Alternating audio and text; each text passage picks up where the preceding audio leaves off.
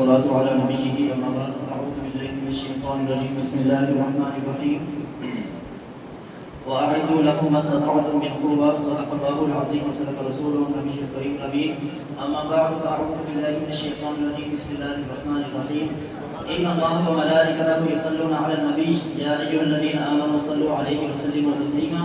الصلاة والسلام عليك يا سيدي يا رسول الله وعلى آلك وأصحابك يا سيدي يا حبيب الله ہم اس کے بعد سامعین کرام السلام علیکم ورحمۃ اللہ وبرکاتہ۔ اللہ کریم نے قرآن پاک میں فرمایا وَأَعِدُّوا لَهُم مَّا اسْتَطَعْتُم مِّن قُوَّةٍ،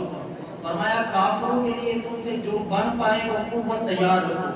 مطلب کیا ہے کہ تم ہمیشہ جنگ کے لیے خود کو تیار رکھو، کسی وقت بھی حق کا باطل کے ساتھ مقابلہ ہو سکتا ہے اور باطل پر غلبہ پانے کے لیے تم خود کو تیار رکھو۔ حضور نے فرمایا تھا المرحمۃ العظمیٰ، فرمایا مسلمانوں تاریخ انسانی کی عظیم ترین جنگ تمہارے سر پر کھڑی ہے، خود کو تیار کر لو۔ بولے اقبال نے کہا تھا کہ دنیا کو ہے پھر مار کا روح قدر پیش اور تہذیب نے اپنے طریقوں کو ابھارا۔ اقبال نے کہا کہ دنیا کے اندر پھر حق اور باطل کے درمیان مار کا برپا ہونے والا ہے، جیسے زمانے نبوی میں اور بعد زمانے نبوی حق اور باطل کے درمیان ایک یلغار مچی تھی۔ اے مسلمانوں اب پھر وہ جنگ تمہارے دروازے پر کھڑی ہے، جیسے صدیق اکبر کے دور کے اندر جناب سارے کافر جو تھے اس وقت کھڑے ہو گئے، جو منافق تھے وہ بھی آگے، ایک طرف منکرین زکات کھڑے تھے، ایک طرف مرتدین کھڑے تھے، مدعیان نبوت کھڑے تھے۔ ارتدت العرب وقالوا لا نؤتي زکاة فقال ابو بکر الصدیق رضی اللہ تعالی عنہ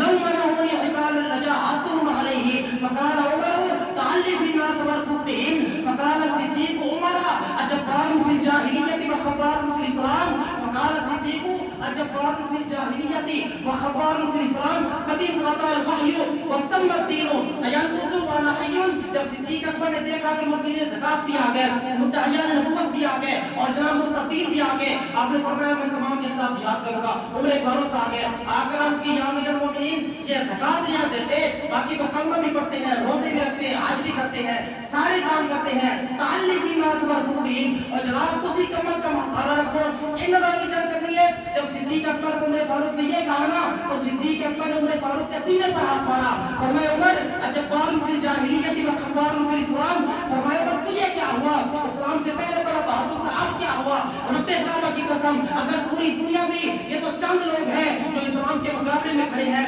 اگر پوری دنیا بھی اسلام کے مقابلے میں آ جائے صدیق ان تمام کے خلاف جہاد کرے گا۔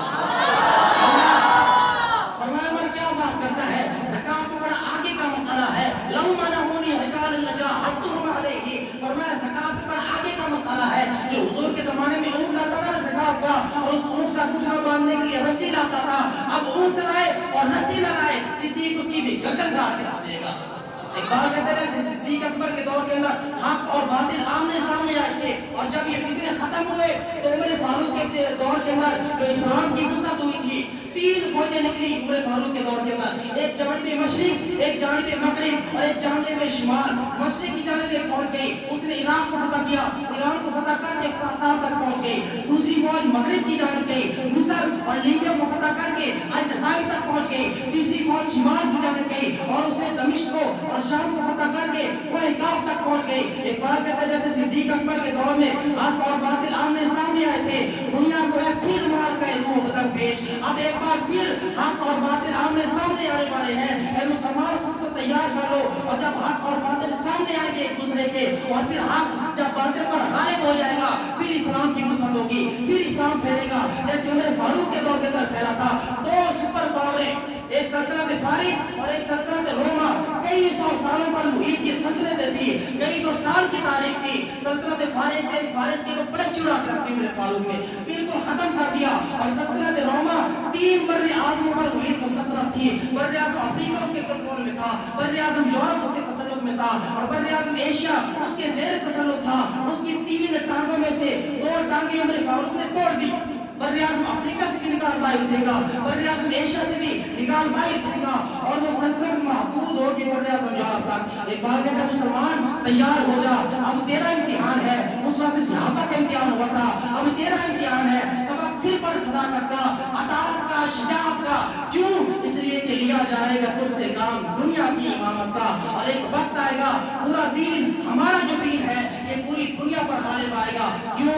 یہ کہ چین و عرب ہمارا، ہندوستان ہمارا، مسلم ہے ہم، وطن ہے سارا جہاں ہمارا، اور یہ آسمان بھی گواہ ہے، یہ زمین بھی گواہ ہے، جب بھی ہم باطل کے مقابلے میں نکلے ہیں ہم کبھی دبے نہیں، کبھی مغلوب نہیں ہوئے، مرعوب نہیں ہوئے، کبھی ہم نے شکست نہیں کھائی۔ باطل سے دبنے والے اے آسمان ہی ہم 100 بار کر چکا ہے تو امتحان ہمارا۔ اللہ پاک سے دعا ہے ہمیں عمل کی توفیق عطا فرمائے۔ وما علینا الا البلاغ المبین۔